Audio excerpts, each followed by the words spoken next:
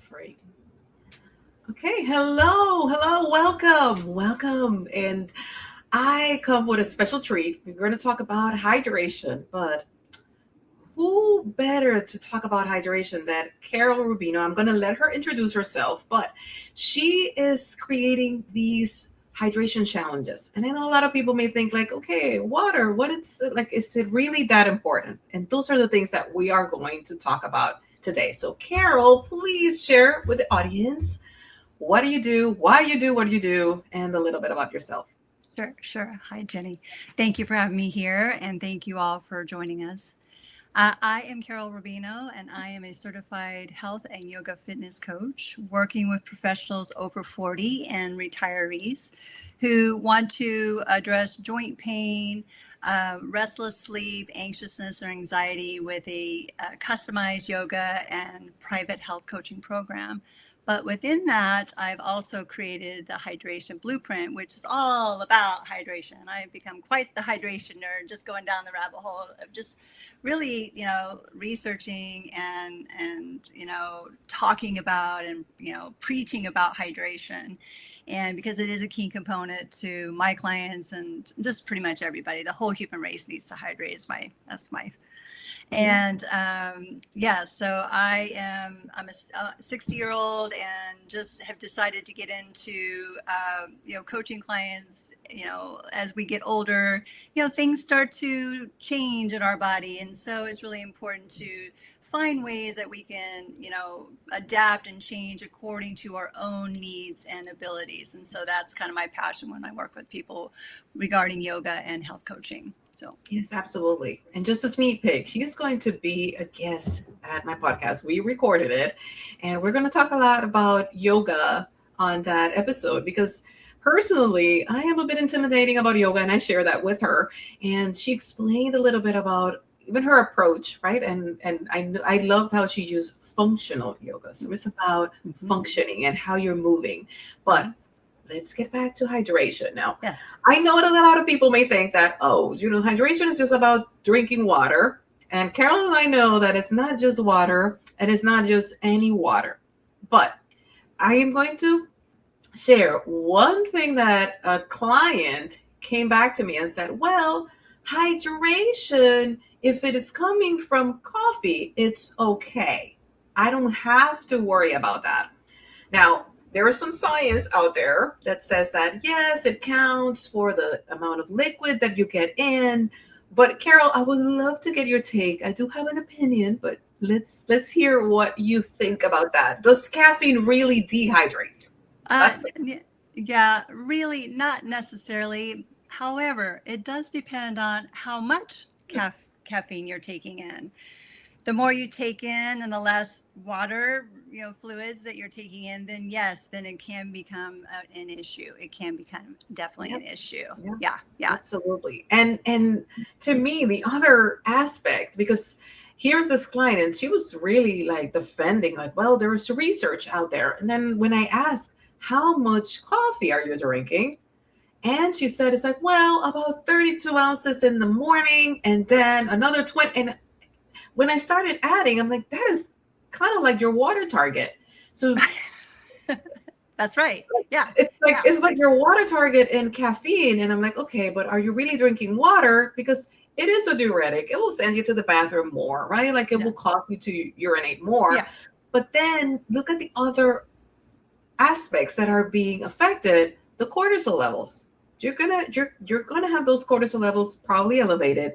Your sleep quality is not going to be great. So then, is that really the wisest decision for you? I don't know. But again, no judgment, right? Like health coaches, we were just come and we'll reflect back to you. But here we're bringing like, okay, it may not be necessarily dehydration, but look at the other aspects and look at how much coffee are you drinking.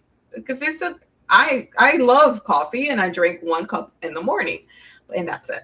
And I make sure to try to incorporate water. Now, the other question that I had is, what is this thing with electrolytes? Because even my dad was fighting against me saying like, wait, but water is water. And I'm like, well, not really. And especially with all the purification and all the things like that removes a lot of the minerals and things that was naturally like, I don't think anybody goes, I'm going to drink some spring water. Like I'm going to go to Right. the river and get some fresh water from, a spring. Right. No, Right. that's not like nowadays. That's not what we have available. So I would love to hear your take on, okay, what is all this thing about electrolytes? Is it another trend? Because we get a lot of those things with Right. supplements and things of Right. that sort. Or is there Right. Right. science? What is the science behind it? Right. Well, hydration is not just about water. Hydration is, fluids plus electrolytes. And the key electrolytes are, sodium, potassium, and magnesium. And those three combined, with the water, helps the body hydrate even more. The electrolytes kind of help the body absorb and use the water. And so there's this saying that water follows minerals. If you can remember that, water follows minerals. And so it's really important to have some sort of electrolyte combination of those three minerals with your water. Whether it's a hydration, a little packet of powder or Gatorade. I personally like Himalayan salt, a little bit of lemon, and in my water, or coconut water. But those are, the electrolytes are what keep us, functioning. It helps with nerve function. It helps with muscle function. It helps with, being able to think clearly. Just there's so many systems in the body that need the hydration, and that hydration starts in the cells. So the idea is to get that water into the cells, and these electrolytes help do that. Now, I have another question for you. Yes. Is electrolytes only for people that exercise and they're doing this high intensity workouts? Does that even play a part, or do you feel that everybody needs it? Right. And, not too long ago, actually, doing these challenges, we started as groups of people doing it, started realizing, oh gosh, these key electrolytes we need them all the time. We don't need them when we just, work out and sweat, or when we have to go to the hospital because we're severely dehydrated, need a bag of water, hang a bag of electrolytes. But we need them all the time. Well, maybe not when we're sleeping, but, we need to get up and hydrate first thing in the morning. So yes, we need them all the time. And that was kind of an aha moment for me. It's just like, oh my gosh, I just used to think, oh, just the people who worked out, and they're the only ones that really need it.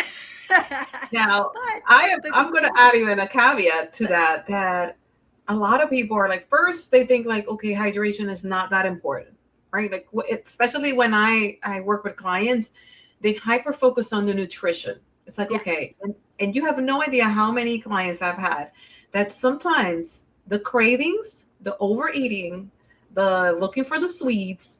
I have a joke. It's like, you're looking for that stale donut at 2:00 that is left over in the office from somebody that bought like that box of donuts, and you're looking for it, right?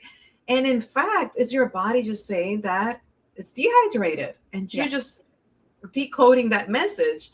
And even when I speak about cravings, and mind you, like I specialize on diabetes prevention, so it's all about blood sugar. That's like my passion, my theme of choice every time I need to speak about anything. And the blood sugar imbalances and all of that, it creates those cravings. But then the other thing that a lot of people don't know is that when you are dehydrated, your blood sugar levels elevate. Mm-hmm. Right? Your blood is concentrated and your blood sugar levels elevate. Yes. So drinking water, it helps so much, even just to stay and keep the blood sugar stable. So we have a question. Does the temperature of the water matter? Some folks are obsessed with warm lemon water every morning. Okay, I'm going to let Carol answer. I do have an option. I do have a point of view, but I'm going to let Carol go first.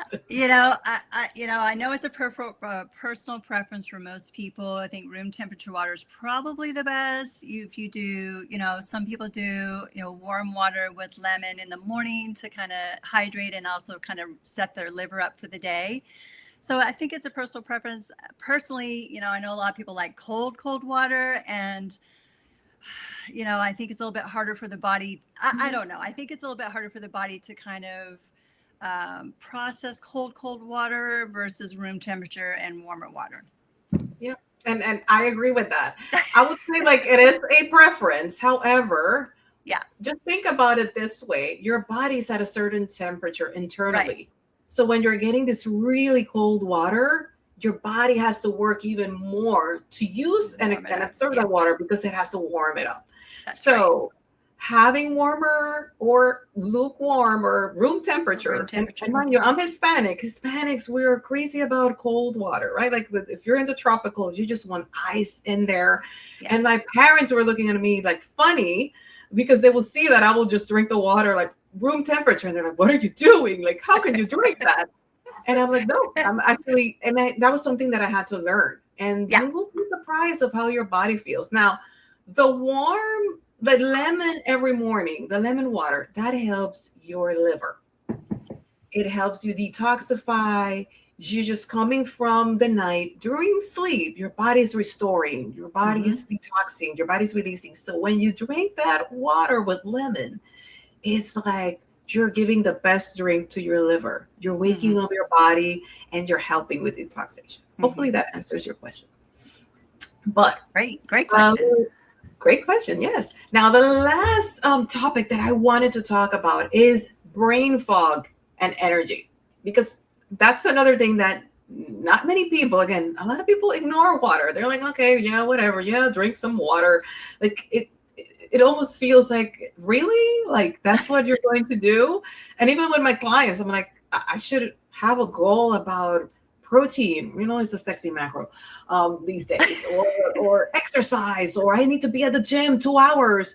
And Right. sometimes I'm like, yeah, like, can you start drinking water? How is that going to help?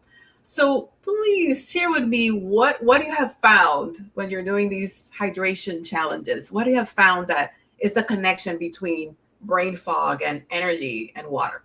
Well, the first thing to know is that the brain, consists of 75% water. And so, I used to tell people when you don't drink water, you're going to become beef jerky. You're going to dry out and become beef jerky. So don't do that.